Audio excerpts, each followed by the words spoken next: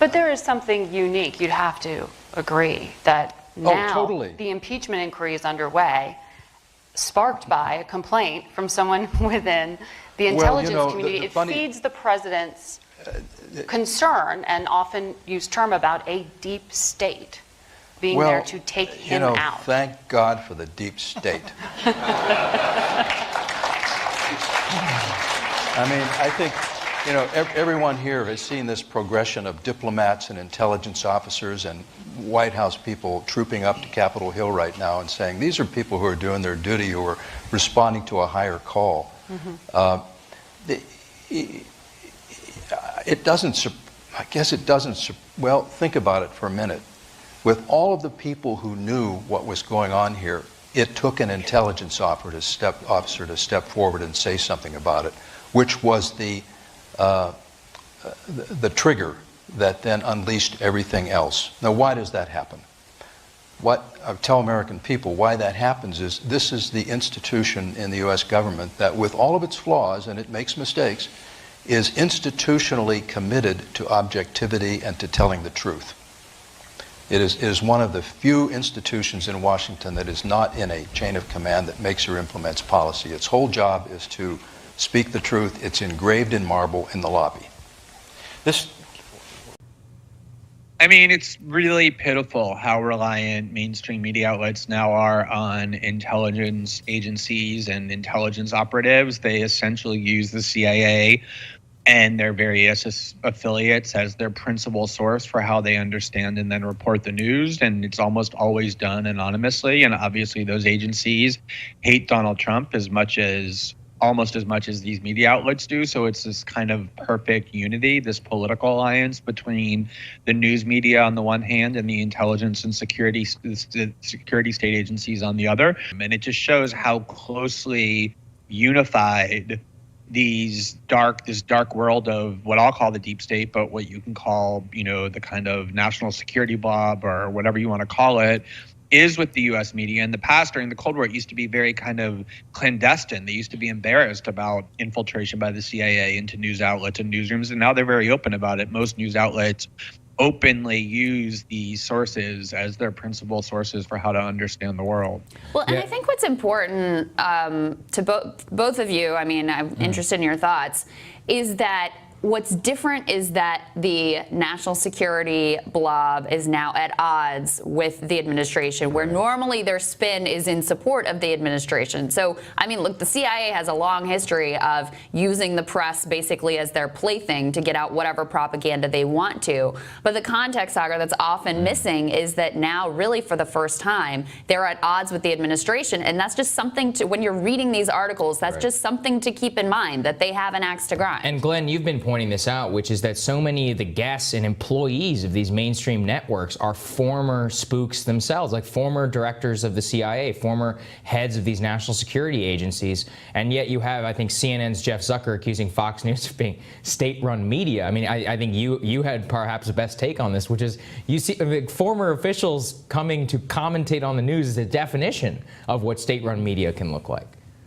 Yeah, I mean, there's a couple of ironies. I mean, as Crystal said, like, I'm not, there always has been tension between presidents and these agencies like the CIA, and they've been very successful at keeping them in line because remember, presidents come and then they go, and they're only there for 4 years or 8 years, whereas these agencies are there forever. So they know how to operate in the dark much more insidiously and effectively than these politicians do, and are more powerful than they are. That's what Dwight Eisenhower warned about 60 years ago when he left office. That's what he chose to warn us about, was the military-industrial complex becoming more powerful. And what makes it most disturbing is exactly what you just said, which is that they are now pervading cable news networks, particularly MSNBC and CNN. Anytime anybody leaves the top level of the CIA or the NSA or the FBI, even when they leave under disgrace, like Andrew McCabe, they go directly, without stopping to pass go and collect $200, to one of those two cable networks,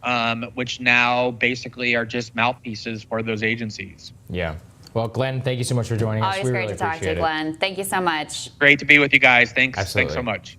All right, welcome back, everyone. So let's start off with the first clip.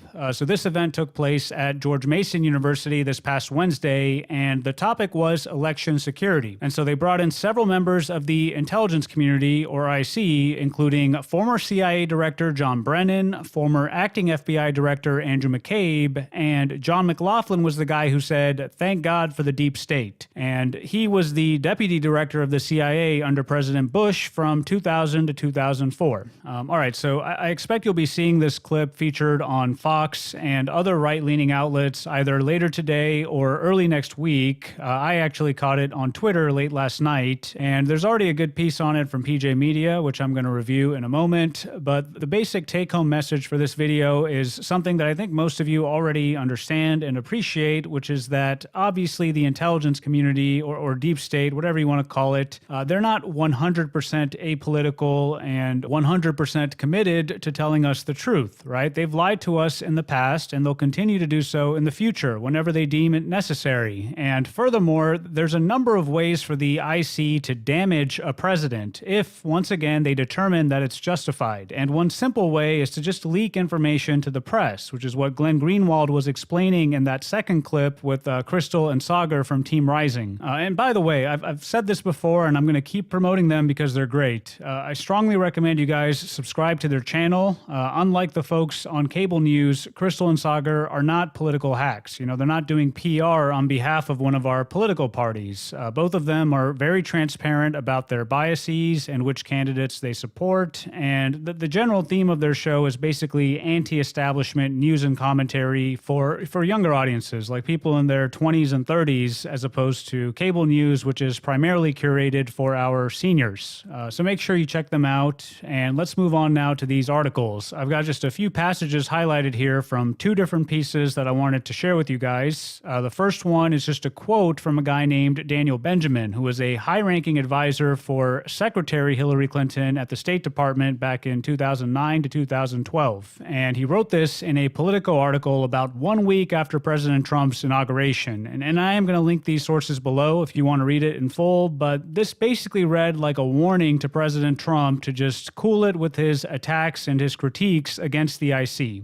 Quote, "Leakers and whistleblowers won't hesitate. What former Deputy CIA Director Morell and other intelligence veterans are too decorous to mention is that Trump's treatment of his spies will also come back to bite him in the form of leaking and whistleblowing. The intelligence community doesn't leak as much as the Pentagon or Congress, but when its reputation is at stake, it can do so to devastating effect." All right, and I'm paraphrasing here, but Daniel went on to give an example of, let's say something goes wrong with a military deployment. Well, if the IC wanted to damage President Trump, they could just flood the press with leaks saying that the White House ignored all these intelligence briefings and reports, just to give one example. All right, and then I'll finish up with this piece from PJ Media, which was published yesterday in direct response to the opening clip.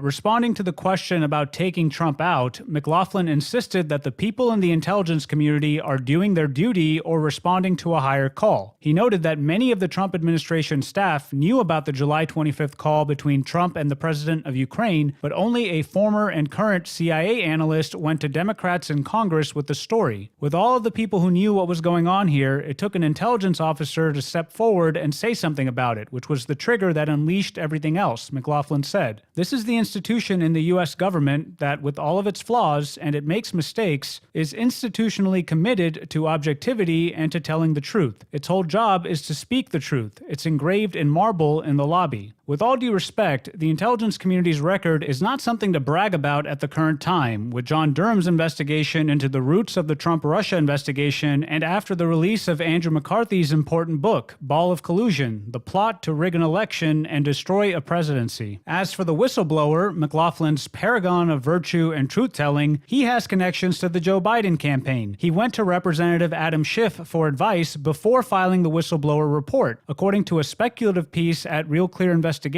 it seems the whistleblower has a history of working with DNC opposition researchers as well. Trump may peddle in conspiracy theories, and the term deep state is questionable, but this whistleblower is a government operative working to undermine a duly elected president. If there is a such thing as a deep state, the whistleblower foots the bill, and McLaughlin was cheering him on from the sidelines. But he's taking these shots, this antagonism, this taunting to the intelligence community. You take on the intelligence community, they have 6 ways from Sunday at getting back at you. So even for a practical, supposedly hard-nosed businessman, he's being really dumb to do this. What do you think the intelligence community would do if they were motivated? I don't know, but from what I am told, they are very upset with how he has treated them and talked about them.